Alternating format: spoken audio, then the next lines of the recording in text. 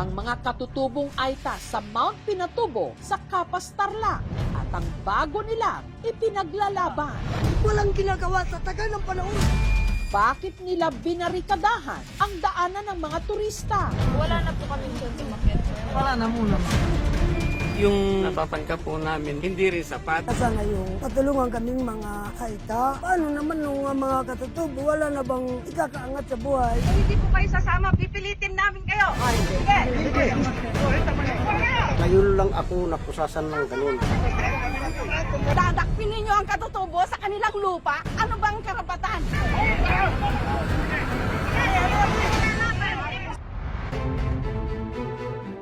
Mga katutubong Aita, may ipinaglalaban. Kaya hinarangan nila ang grupo ng mga turista na papunta sana ng Mount Pinatubo.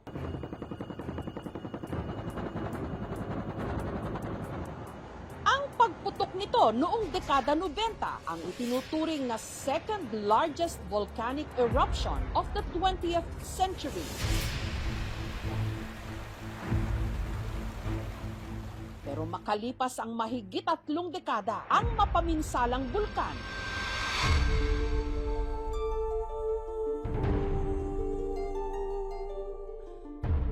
umaakit na ngayon ng libo-libong mga turista.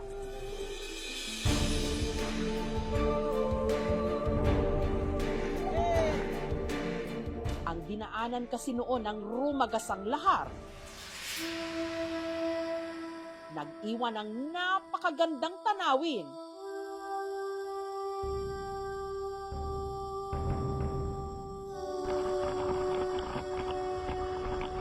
Picture perfect, lalo na kung binabaybay sakay ng 4x4.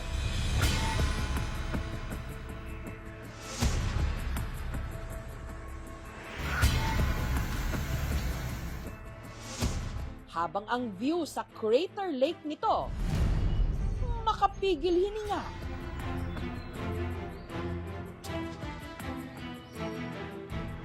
Kaya naman beautiful disaster kung ituring ang pagputok ng Mount Pinatubo. Beautiful.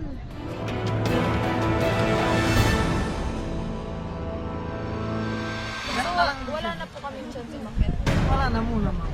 Pero nabulabog ang mga turistang umakyat sa Bulkan Kamakaylan nang ang mga katutubong Aita na nakatira sa palibot ng bulkan ang siya ngayong nag-alboroto. Hinarang ang trail paakyat sa Crater Lake. Ang gobyerno natin ang nasasabi ang tilang maaasahan namin yung NCIP. Ano ngayon ang ginagawa naman ng NCIP? Walang ginagawa sa tagal ng panahon. Walang nangyayari na proseso na yan. Harangin na lang para taniman. Hindi kami sinusundan sa amin. Kaya ang daan, nag-traffic sa dami ng natenggang 4x4. Hassle nga sa aming mga turista, pero naiintindihan ko po sila. Maya-maya pa, tumaas ang tensyon nang dumating ang mga pulis. Sasama po namin kayo dun sa baba para kapag-usapan po natin kung ano yung problema. Hindi basta-basta kami sumama ngayon. Pero yung ginawa po ninyo, bigla-bigla nang harang kayo ng mga bisita namin. Karapatan namin, madam. Hindi po nila kami pinakita. Kaya nga po, nandito po ako. Kaya hindi na po ulitin ko ha, nakikiusap po ako sa inyo. Sino ang po pwedeng sumama? Hindi kami sasama, madam. Hindi po kayo sasama. Oo, hindi kami. O kung hindi po kayo sasama, pipilitin namin kayo. Ay, hindi.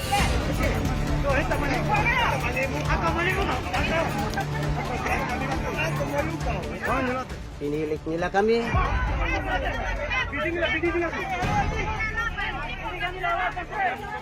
Ngayon lang ako napusasan ng ganun. Dadakpin ninyo ang katutubo sa kanilang lupa. Ang gobyerno natin ang nasasabi. Bakit nga ba tila bulkan na sumabog sa galit ang mga katutubo sa Mount Pinatubo?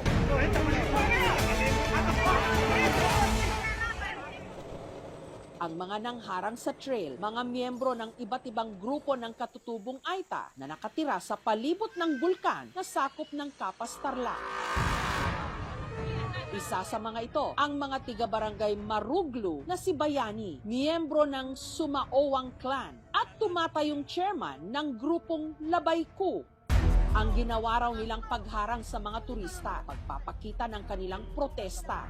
Ang natatanggap daw kasi nilang komisyon mula sa kita ng isinasagawang tour sa Mount Pinatubo, kulang na kulang daw. Aliliitan po kami. Hindi rin sapat, hindi rin po makakatulong doon sa edukasyon, sa kabuhayan. Pagkaubos po ng pera, wala po.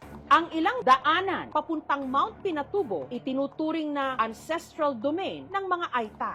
Ang mga kilala nating Aita ngayon ay nakadating sa present-day Philippine Archipelago 20,000 to 30,000 years ago. Mga Pacific Islanders yung kanilang mga ninuno at sinasabi nga sila pa ang pinakaunang grupo ng mga tao na nakarating sa Pilipinas. Ayon sa Indigenous Peoples' Rights Act of 1997, ang mga katutubo may karapatan sa paggamit, pamamahala at benepisyo mula sa kanilang ancestral domain. Pag tinawag kasi na ancestral domain, Polokaing Ninuno, ito po ay pag-aali ng isang community na IP. Nagkaroon po tayo ng Memorandum of Agreement tungkol to sa Mount Pinatubo trekking. Ayon sa isang pinirmahang kasunduan, sa bawat 300 pesos na environmental fee na ibinabayad ng mga turista, 75 pesos dito mapupunta at paghahatian ng 37 na mga grupo o clans. Kung susumahin po natin, ang natatanggap na shares ng mga kapatid nating katutubo, nasa 25% na siya. Sa kaso ng Cosme Clan na pinamumunuan ni Joseph, 1% lang mula sa kabuuang komisyon ang natatanggap ng kanilang grupo kada buwan. Ang isang buwan, nasa 5,000. Ang naghahati po doon ay mga 40 po ang pamilya. Sa makatuwid, kung 5,000 pesos ang napupunta sa kanila kada buwan at 40 mga pamilya ang maghahati-hati rito, lumalabas na 125 pesos lang ang natatanggap ng bawat pamilya. Hindi sapat po sa amin sa pamilya. Ang natatanggap namang komisyon ng grupo ni Lito, 4%. Sa akin kasi, 6 yung nahawakan kong pinaka-leader din namin. 20,000 yung nasir ko, yun ang paghahatian namin ng 6. Pagdating doon sa kanila, hati-hatiin na naman sa mga pamilya. Halos umaabot lang po 200 piso. Isa naman sa pinakamalaking natatanggap, ang clan na pinamumunuan ni Armando, 8% kada buwan.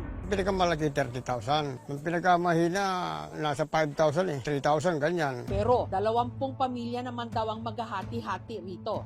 Sila rin po ang nag-identify kung kanino mapupunta ang bahaging 1%, 2%, 3%, 8% at 10%. Hindi po kasi pantay kasi kami dito, nasa affected ng dinadaanan ng 4x4, medyo mataas. Pero kung nasa kabila na, hindi inaabakan ng 4x4, binibigyan na rin namin. May mga katutubo ring hindi nakakatanggap ng tulong, gaya ng pamilya ni Divina, na hindi raw kabilang sa anumang clan na nabibigyan ng komisyon. Ang gusto ko naman po, ang buong community makikinabang sila at mapuntuhan naman po yung community. Para po, pag may emergency kami, may kukuhaan naman po kami.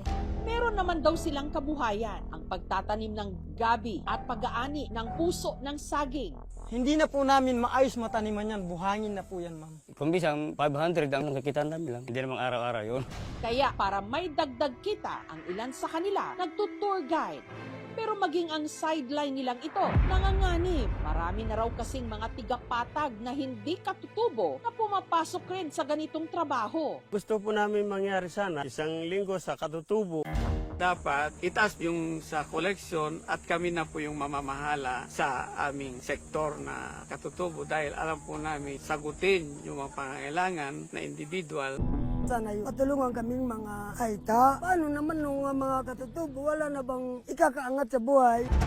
Ang hinaing nilang ito, makailang beses na raw nilang idinulog sa makinauukulan. Hindi po kami pinapakinggan dahil nga wala po kami pinahawakan na titulo. Ang hawak po namin yung resolution and bank lang.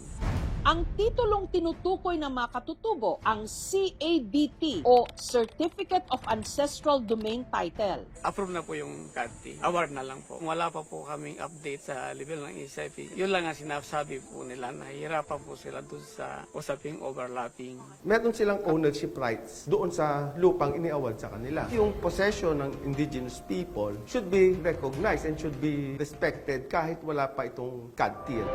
hanggang sa ang mga naipong hinaing ng mga katutubo para na nga ring bulkan na tuluyang pumutok. Ang gobyerno natin ang nasasabi ang tilang maaasahan namin yung NCIP. Ano ngayon ang ginagawa naman ng NCIP? Walang ginagawa sa tagal ng panahon.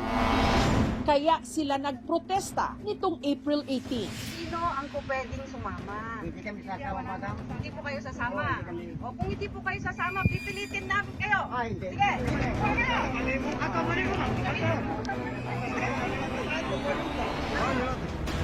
Pero dahil sa isinagawang pagkilos, 5 sa kanila pinakip. Ang sabi nila, harassment, pero sabi hindi kami nakipag-away. Sarili na naming lupa. Bakit wala pa kaming sariling karapatan?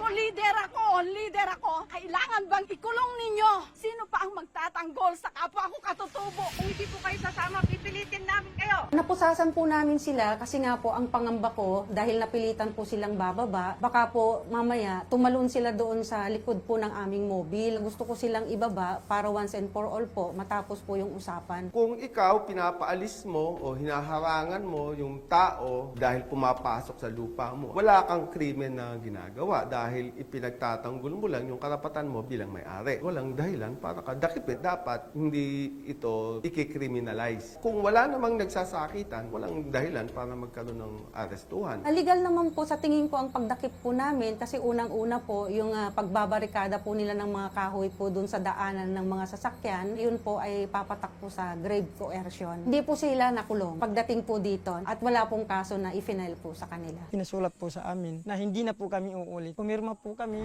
Dahil sa pinirmahang kasunduan, tinanggal na ang inilagay nilang harang sa trail. Wala nang harang. Balik na rin sa normal ang operasyon ng Pinatubo Tours. Bukas naman po kami doon sa mga programa nila. Kung makikinabang po ang tribo at masecure po yung karapatan nila at yung kabuhayan po nila, handa naman po kaming makipag-usap. Ang National Commission on Indigenous Peoples naman, ang sangay ng gobyerno na siyang nagsusulong sa kapakanan ng mga katutubo sa Pilipinas, naglabas ng pahayag hinggil sa insidente. We have been actively collaborating with the Aita community, the local government unit of Capistrloc, and other stakeholders to address these concerns.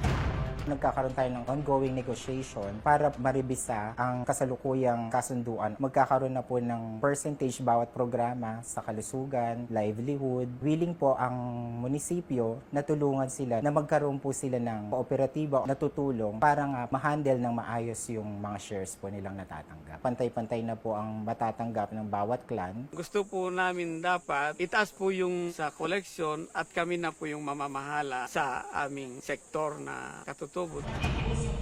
Nitong Miyerkules, ang NCIP Provincial Office at Tourism Office ng Capas Tarlac nagpatawag ng pagpupulong kasama ang grupo ng mga katutubong Aita. Bakit po kami negosasyon? Kami ang may lupa, kami ang maggagay para makinabang ang mga katutubong.